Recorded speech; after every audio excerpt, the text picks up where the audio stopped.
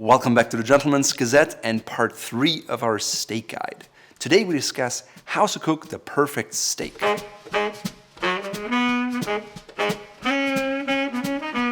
So, how do you actually cook the perfect steak?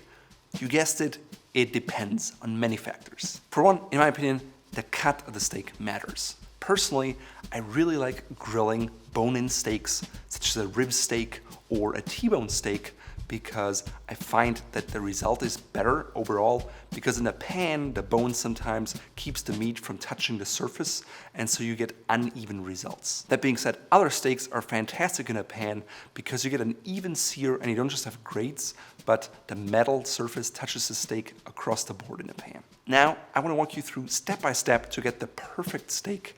So here we go. 1. Always allow your steaks to come to room temperature. Now it depends a bit on the setting of your fridge, but in general, it takes about 1 to 2 hours to get there. I simply pull the steak out of the fridge and leave it on the counter. 2. Pat your steaks dry with a paper towel because that removes any excess moisture, which would hinder the browning process when you sear it or grill it. 3. Trim your steak as desired. Personally, I don't like big chunks of fat because they won't render, especially if you cook your steak at medium rare or rare, and because of that, I get rid of them in the first place. Now, some people like the fat cap on a strip steak. I personally don't like it because the texture is different, and so I remove it. Now it's time for seasoning. Basically, there are 2 schools of thought. Some people argue that seasoning your meat and your steak beforehand withdraws moisture from the meat and it takes away from the flavor. They also argue that the excess moisture will result in a crust that is not as brown and crisp as without the salt. When we created this guide, we just tested it all. We had a steak without seasoning that was just seasoned in the pan. We had something that was seasoned when it was fully seared, and we had something that was seasoned 4 hours before we put it in a pan. And so we could really compare what's best. If you like a steak that is well seasoned throughout, I suggest you salt or season your steaks beforehand.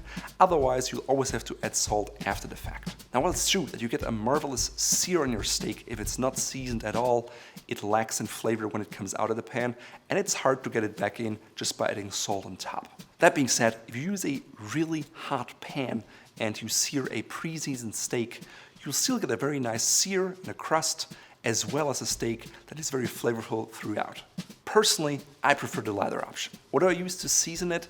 It's called Chicago steak seasoning by a local spice store called Penzeys, and the ingredients are as follows: salt, Italian cherry, black pepper, sugar, garlic, onion, lemon peel, citric acid, and natural hickory smoke flavor. So for the steak guide, we tried different seasonings. We had simple kosher salt and pepper.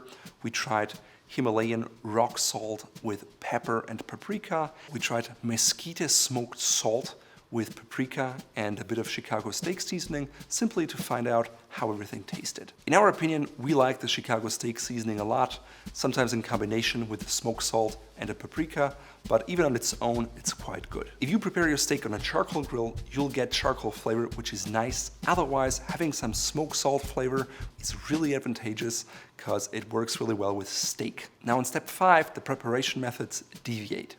For a bone-in steak, such as a rib steak or a T-bone steak, I suggest you use the grill. It all starts out on high heat. Fire up your grill and get it as hot as you can.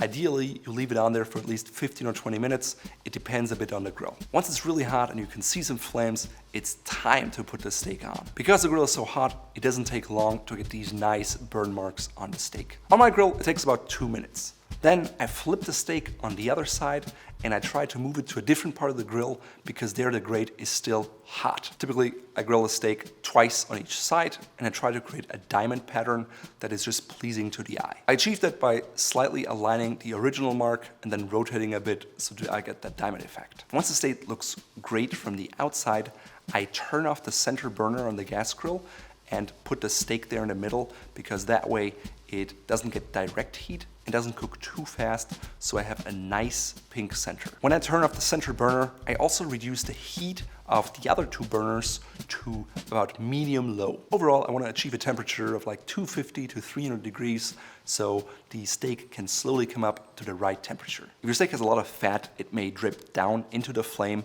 and create flames which may char your steak from the outside, which in my opinion is not desirable. So definitely pay attention to your steak. Typically with a bone-in steak, the area around the bone heats up slower than the rest of the steak. In order to counteract that, I put bigger steaks on the bone side directly over the flame. That way it gets a little more heat and the steak is done evenly at the bone and on the outside of the steak. At this stage, I use the instant thermometer to check on the temperature just to make sure I don't overcook it. Once it's 5 to 10 degrees Fahrenheit from the desired temperature, I take off the steak.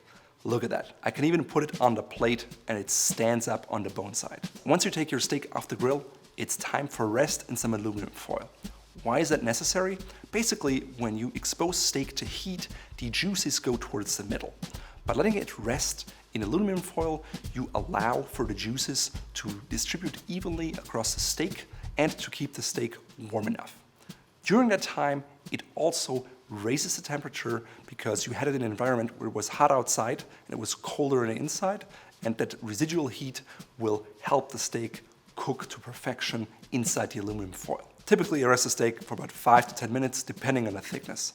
The thicker the steak, the longer it rests. The T-bone steak has the tenderloin on the one side and this New York strip on the other. Now, in my opinion, the route to the perfect steak when you have a non-bone-in steak, such as a sirloin steak, a tenderloin, a New York strip, or a ribeye, is to first start by pan-searing it and then finishing it off in the oven. I like this method because a pan has an even surface area, so I get more heat to my steak and I get a nicer sear. Typically, I do not want to finish it in the pan because once it reaches higher temperatures, they climb very quickly and it's very easy to overcook your steak, which is always unfortunate, especially if you spend a lot of money on it. On the other hand, in the oven, I can set the temperature to anywhere from 200 to 250 degrees Fahrenheit, and it helps me to slowly get to the ideal temperature for the steak. So how do you do it exactly? Well, first of all, I start with a heavy pan, typically stainless steel, with a nice even heat distribution. Restaurants can sizzle steaks sometimes at 1200 degrees. At home, that's a little more difficult, but if you have a cast iron pan or a stainless steel pan, you'll definitely get there.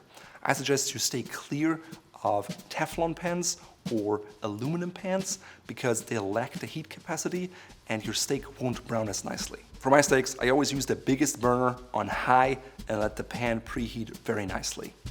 Also, I choose an oil that is suited for high temperatures, such as grapeseed oil, maybe peanut oil. You want something with a high smoke point, so no olive oil or canola oil. Don't worry, if your stove is powerful enough, it will still smoke, and so you want to cook in a kitchen that is vented. Personally, I prefer stainless steel pans over cast iron because they're easier to maintain, especially in an area where it gets quite humid. I often had issues, even with seasoned cast iron pans, starting to rust, and then I can't use them when I cook. Versus with stainless steel, you can wash them, you can put them in a dishwasher, and they always work. Just make sure it's a quality pan that is heavy, so you have that heat capacity, and the pan doesn't cool down once you drop in the steak. Alternatively, you could use a Dutch oven, which is nice because it has high walls, so the fat doesn't splatter all over, and it is cast iron, so it has the heat capacity, but it's enamel coated, so it's easy to clean. Add a generous amount of oil to your pan.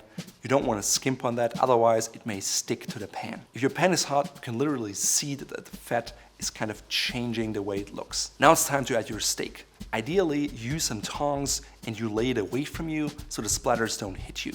Personally, I always put on an apron, that way I prevent my clothes from getting fat stained. If your pan is hot, the steak will sear pretty quickly and you can sear it to your desired brownness or darkness or crispness. While some people like to flip their steak multiple times, others prefer to flip it just once.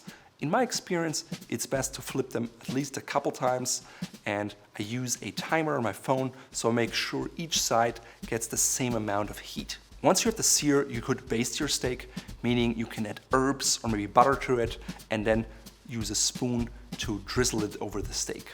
It will add a little bit of flavor, and it's something that you can't do over a grill, for example. Personally, I prefer compound butter with garlic and herbs that I add to my steak once it's fully cooked. And if you want to learn how to make compound butter at home, please check out this video here. Once you have the steak seared to your liking, it's time to put it in the oven. Some people put it in the oven in the pan. However, I don't like that because the pan is already at a certain heat level and that would unevenly heat my steak. Instead, I put my steak on a plate that is oven safe and I put it in the oven anywhere between 200 and 250 degrees Fahrenheit. Now, I regularly measure the temperature with a meat thermometer. If I want to eat it at medium rare or 125, I take it out at about 120 because I will let it rest afterwards with a bit of aluminum foil.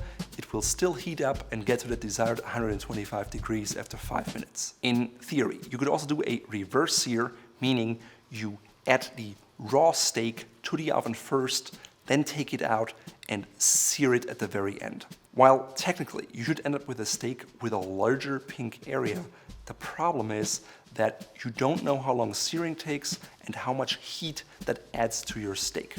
Because of that, you will likely end up with a steak that is overdone, or at least it's more difficult to consistently produce steaks with the same result. For example, the strip steak I had to come out at 105 degrees from the oven because the sear would add 20 more degrees, and it's just so hard to fiddle with it. And because of that, I think it's always best to start with a sear first and then finish it in the oven, because you can get the exact right sear.